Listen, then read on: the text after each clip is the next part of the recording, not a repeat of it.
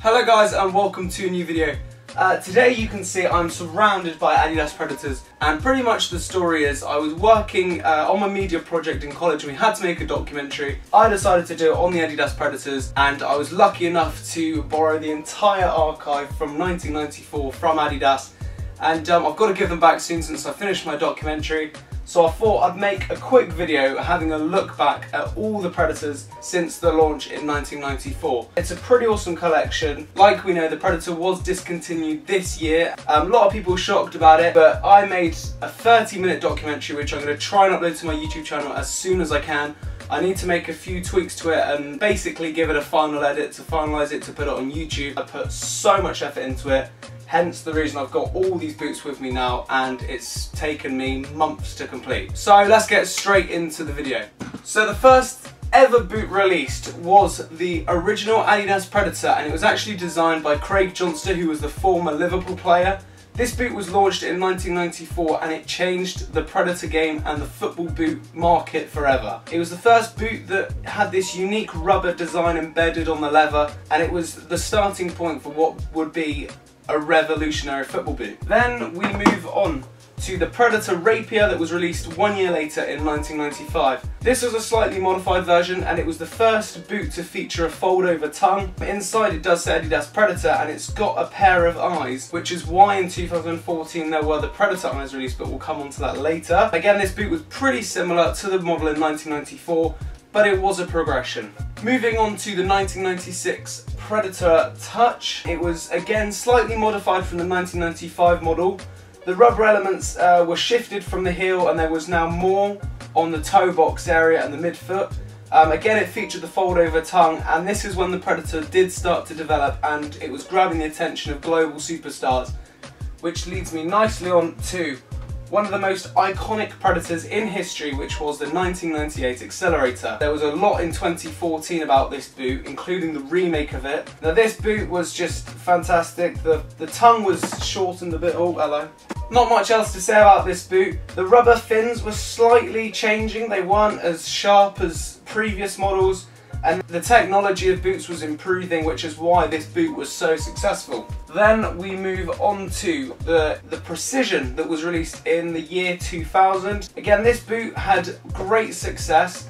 This time the fold-over tongue actually had a Velcro strap that you could keep it in place. And again, these rubber fins were sort of being more integrated into the leather. It wasn't as such disappearing yet, but it was getting on the reduction compared to what it was like back in 1994. Then in the year 2002, Adidas released the Predator Mania. Now this was the first boot that featured a fold-over tongue with a strap that went underneath your sole plate and kept it in position. It was an advance to the Velcro, which didn't work as well. And again, this boot was huge at the time, had massive success, and it was heavily advertised by the likes of Beckham, Kaká, Zidane and many more. Again, it was one of the remakes in 2014 that Adidas released along with the Accelerator and the original 1994 Predator. It's a fantastic boot, one of the best Predators I've ever seen and one of my personal favourites. Then a couple years later in 2004, Adidas released the Predator Pulse. Yeah, it still had the heel counter that was a big thing back then for Adidas. It still featured the traditional leather and the rubber designs, but other brands were catching up and were finding new ways to develop boots with different technological aspects, and Adidas did decide to start reducing the amount of rubber, which was a bold move, and it was in 2004 on the Pulse that we did start to see this change. Then in 2007, arguably one of the greatest Predators ever, it was the Predator Absolute that was released. Steven Gerrard was one of the headline players to wear this. It was again one of my personal favourite boots. It again had the fold-over tongue with the strap underneath, and it was a vast improvement to the previous model. The rubberized pads, again, at this point there's only 3 main stripes, and it was losing the Predator reputation. Nevertheless, it was still such a great boot. Then we move on to the all-famous Power Swerve that was released in 2008. It was the white, black and red, and I've been told that this boot was actually worn by David Beckham and he gave them back to Adidas and he wore them for training sessions. So if that is true, I feel quite privileged to have them in my hands. This boot was one of the smartest released in my opinion. I absolutely love it. I think it's pure class, white leather, looks really nice, and this was one of the sharpest Predators ever released. Then we had the Predator X that was released in 2009. Now this boot I've got in the David Beckham signature colourway. This boot had a different look to where these rubberized pads were, and it had like this whole surface on your midfoot where you're going to kick the ball, where you're going to receive and pass the ball, that sort of place on your foot. I think this boot is really nice, really sharp. They moved the lacing system off centre to the boot, and it was a really good move, I believe. It was a lot better to play with, and the boot was very successful around this time. In 2011, we had the Adipower Predator, which was the first boot to feature the sprint frame, which we found on most F50s, and the Crazy Light pack that was released in 2014 on all the Adidas silos. This boot, again, it was slightly improved from the Predator X. The gel pad was still on the inside of the boot where you're going to pass and receive the ball. It was a nice boot, and it was the first Predator to be released that wasn't in the traditional black, white and red colourway. It was actually in this blue, neon yellow and black colour, which was a bold move by Adidas, and some thought it was surprising. But I still think it is a very good looking boot and up there with one of the best. Then we move on to 2012. I think this was the turning point for Adidas's Predator range, and I think it was the best boot to date that they've ever released. And this of course was the Lethal Zones 1. These boots were just fantastic. They had the new gel rubber pads were positioned in 5 different places. These boots had huge success by lots of players. On the YouTube side of things, also a lot of YouTubers thought these boots were fantastic. This Predator was the first boot, I think, since 1994 to actually reintroduce the gel pads into a synthetic leather, which actually gave it a Predator look and included the characteristics which made the boot so successful. Then in 2013, Adidas did release the Lethal Zones 2. It was a slight upgrade to the Lethal Zones 1. I don't have that pair on me, it's the only pair I didn't get to borrow. The rubber zones were pretty much in the same place, just a new sort of design. In 2013, the Predator Lethal Zones 2 was up there with the Nitro Charge F50 and the 11 Pro, also known as the Adipure, that was released in a series of packs to feature different colourways, which has now we've come quite accustomed to in the last couple of years from all brands releasing their silos in a different pack sort of every month, every 2 months, and they got a lot of attention and a lot of people bought the boots, and they were one of the best sellers for Adidas for quite a long time. It was in 2014 when Adidas released the 14th generation of the Predator. So Adidas introduced this completely redesigned Predator, and they gave it the name the Instinct.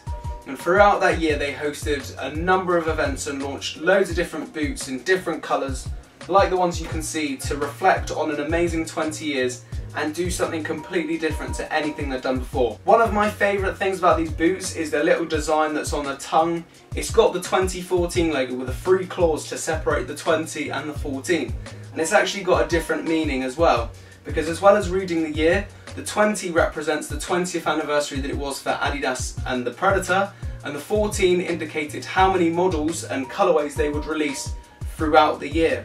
And of course the 3 claws represented the 3 iconic stripes on the Adidas logo. This Predator and the white and black battle pack were the 2 first colourways launched for the World Cup, and they were headlined by some of the biggest names in football at the biggest stage of them all. Then it was in May 2014 when Adidas really upped their game and dropped the biggest bombshell so far. They released the Predator Eyes and the Predator Tongue, which were 2 remakes of old inspired Predators.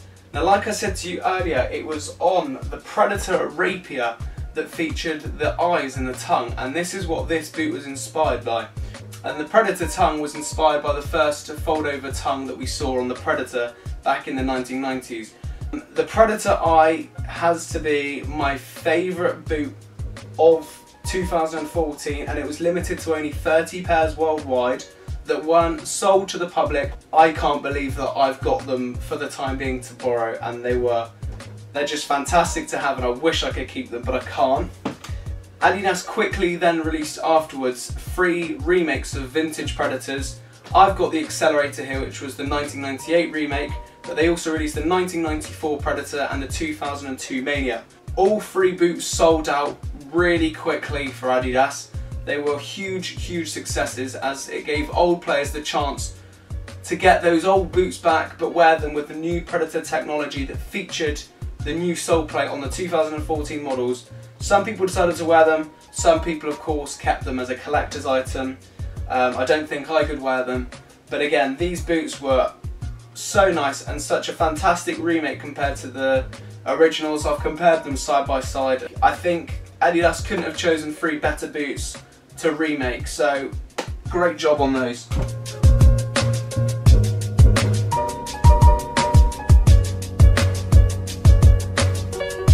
Then finally, to end up the timeline of the Adidas Predator, again it's still an instinct, but in 2015 it marked the 21st year of existence for the Predator, and Adidas released the new campaign, There Will Be Haters, which gave all of their four silos a new bright, fresh, vibrant look, and the Predator received this red and blue contrasting colourway. And it was in May, I think it was April-May 2015, ahead of the Champions League, when they dropped all four silos and released the Ace, X and Messi. Lots of people were really upset about this because it was surprising to think Adidas would drop their most successful boot that had lasted for 21 years after having such a fantastic year in 2014. Why would they drop the best boot in the world? But nevertheless, the Predator has been a fantastic boot, and it has been so great to reminisce on some fantastic memories. Some of the best goals in the world were scored in these boots. David Beckham scored his halfway goal against Wimbledon. Zidane scored the Champions League goal. That volley with his left foot was just amazing. And there were many more. And I think the Adidas Predator will live to be the greatest boot ever, no matter what happens. I hope you've enjoyed this video. Leave a like if you did. My documentary is coming up very soon. Like I said, I've put so much effort into it. I just need to finalise everything. And I guess I'll leave you with a little trailer of it. Cheers guys!